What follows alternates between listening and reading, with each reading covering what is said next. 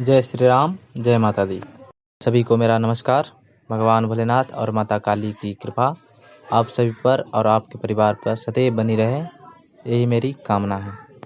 आज मैं देवी देवता की सवारी है या प्रेत की सवारी है, कैसे जाने, इस विषय पे कुछ कहना चाहता हूँ, कुछ बात करना चाहता हूँ आप लोगों से। मैं देवता की सवारी क्या होती है, कैसे होती है, किस रूप में, किस रंग में होती है, इसके बारे में कुछ आपको जानकारी देना चाहता हूँ। देवी देवता की जब सवारी आती है तो साधक की शरीर पर जब आती है, जब भी कोई देवी देवता की सवारी किसी साधक के ऊपर आती है तो उसके शरीर पे जो आती है, आने के बाद जो सवारी चली जाती है तो सकारात्मक ऊर्जा की उनकी शरीर में अनुभूति होती है। जब साधक कोई कार्य करता है तब देवी देवता का आवाहन करता है, तभी सकारात्मक ऊर्जा साधक के शरीर पे आती है।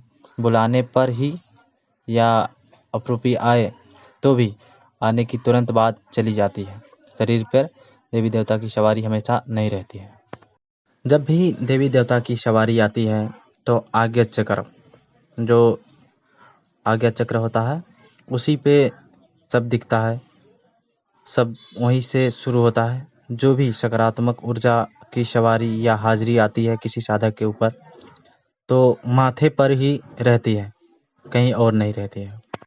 किसी भी साधक की शरीर पे हाजिरी आती है या सवारी आती है, आने और जाने के दौरान साधक की शरीर पर न मानसिक तरह की न शारीरिक कोई भी तनाव, कष्ट, पेट दुखना, सर दुखना, कंधे भारी रहना, किसी भी प्रकार की दर्द दुख नहीं होती है।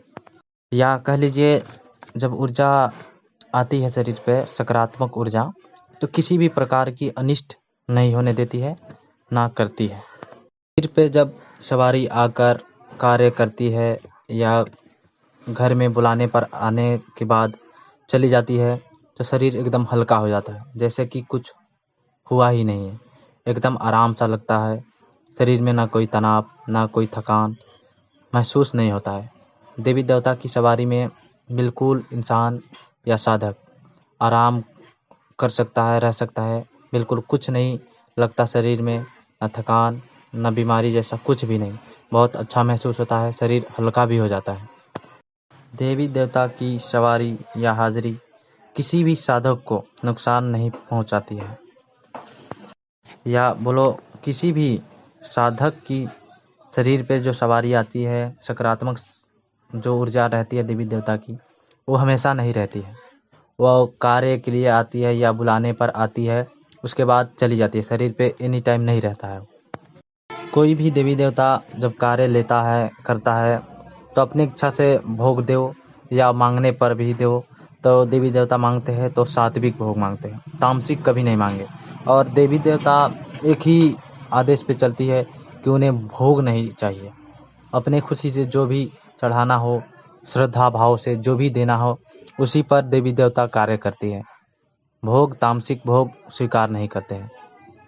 तो देवी देवता की सवारी आना जाना, उसके बारे में कैसे आती है, कैसे जाती है, क्या चीज़ लेती है, कैसे होता है, वो देवी देवता के बारे में। अब आते हैं हम लोग प्रेत। प्रेत की सवारी जब आती है तो क्या क्या होते हैं, क्या घटित होता है, कैसा मन रहता है, शरीर कैसा रहता है, इसके बारे में हम कुछ बात करेंगे। जब भी कोई प्रेत का सवारी आए, आने के बाद या आने से पहले मूड दुखना, कंधे भारी रहना या शरीर में कोई भी अंग दुखना या कोई ना कोई परेशानी पहले से ही आ जाती है।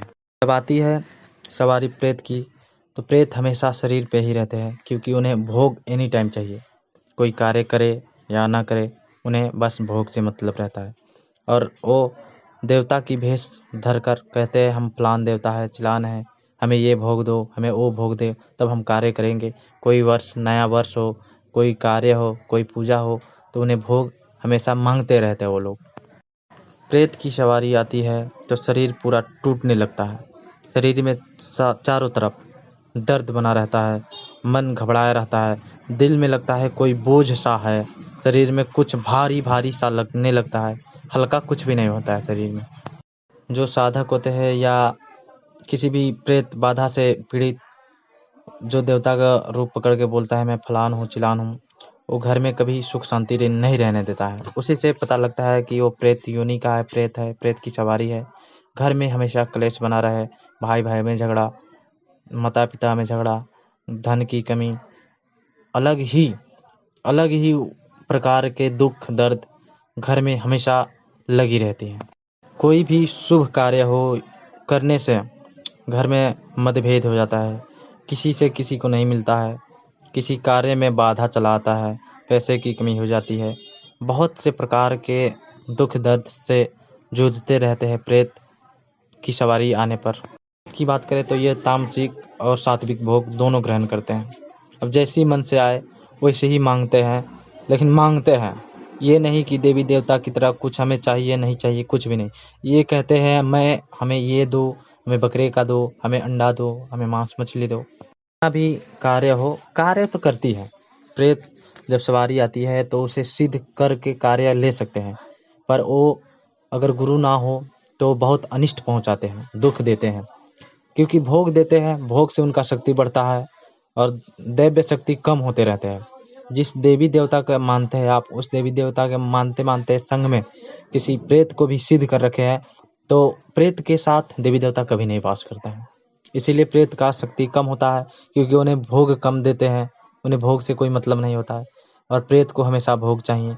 और आप कार्य लेने के लिए भोग देते रहते हैं, भोग देते रहते हैं, और भोग जब किसी को भी मिलता है ना, तो उसका ऊर्जा बढ़ जाता है, और बढ़ जाता है।